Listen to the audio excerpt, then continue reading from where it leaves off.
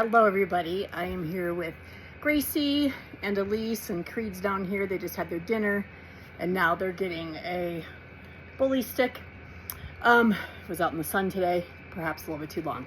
I wanted to quickly come on here. I've had two people in the last 2 days reach out to me about their puppies eating things, taking things they shouldn't get, and let's talk about how to handle that and why it's important that we handle it correctly.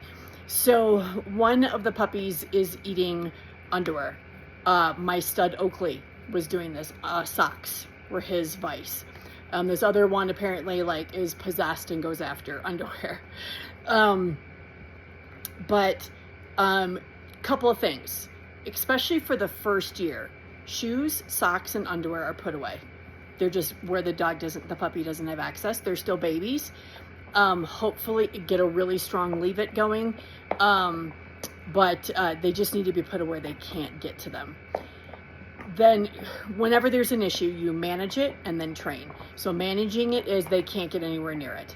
Now, as far as going, unfortunately what happens is if they start getting these things, what do people usually do? They'll run and chase after them to get them away from them. This turns into a game for the puppy and they love it. They get attention. It's kind of like kids, right? Negative attention is better than no attention. So they're bored. Let's go eat some underwear or whatever.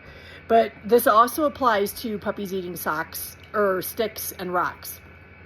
I don't tend to panic if a dog is chewing on a stick or a leaf, or eating a little bit of grass. I just don't. I've had dogs since I was 8 years old and I've never had it be a problem. I do know Beth had, her girl was eating a stick and it punctured into her tooth, and she had to get, I don't remember what happened, but it was, it had to be dealt with the vet. So it got infected. A piece of the stick broke off, I think, in her tooth, and it got infected. She had to go on antibiotic. So it can happen, but if we micromanage them so much their lives aren't fun, then that's not a good quality of life either. So, but if there's a problem, let's say, so if I'm in the backyard and a puppy has a little stick and is running and playing, go have a blast, in my opinion. And you have to do what's right for you. But if you want to get it, the last thing you want to do is run over them and be like, give me that, and that kind of stuff, because they're going to start going like this and they're going to start running. Two things are going to happen. They're going to be like, you are going to take away fun, so they're going to lose respect for you and run away from you. And the ultimate form of resource guarding comes, let's say they've got a stick, they would let it go freely, but we've turned it into this, I'm going to steal every single thing you put in your mouth from you, and just, it starts to feel like being dominated by the puppy. The puppy starts to feel being dominated. So they're like, well, I don't really respect that, and I don't respect them. But then it ups the value and the ante of that item. I need to keep it away from them because they're going to take it away from me, right? Just like, for example, an overbearing parent that never lets their kid do this, and then so they're going to run to that because it's been so restricted. So how do we do this in a compromising way, in a way that we're protecting them, but we're not creating this resource guarding in this game? Because what happens if we're chasing them, the ultimate form of resource guarding is eating it, right? You can't take it from me now. It's mine. It's mine and my intestines.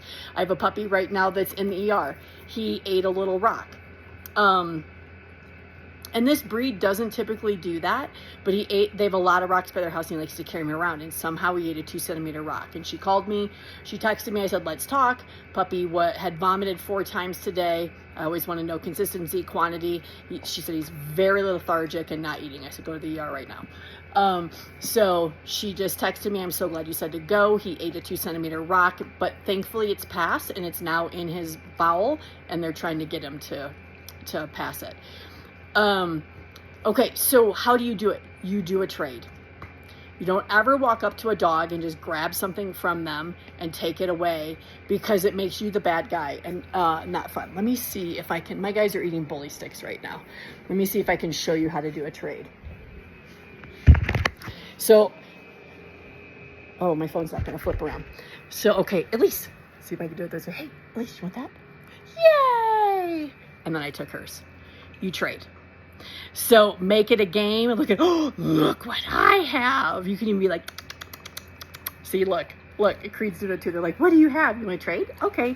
So I traded them. So now I took the other one. My guys would never snap at me, but I don't go up and just take things from them. I trade if they have something I want. So keep things away that they're getting in trouble with, because those socks can go into a blockage. Oakley was in the ER twice in a matter of a few months. Cost them a lot of money. So keep them away so they can't have access to it. Explain to kids the severity, because one blockage can kill them. If you don't catch it, even if you do catch it right on time, if it can kill them. And then manage the environment. Keep everything put away. Make sure the kids know the importance of it. Turn it into a game with the kids. Kids, if you catch me leaving my socks out, I have to clean your room for 5 minutes or something like that. Make it a game, right? And if I catch you, you have to, whatever. Make it a game. That helps with the kids. But don't ever chase a dog. Never, never, never, never, never chase a dog, because it turns into a game and we will always lose. So then you find a way to trade something higher. Go get a piece of cheese, a piece of lunch meat, whatever you need to do, but do a trade. All right. I hope that helps. Everybody have a great day.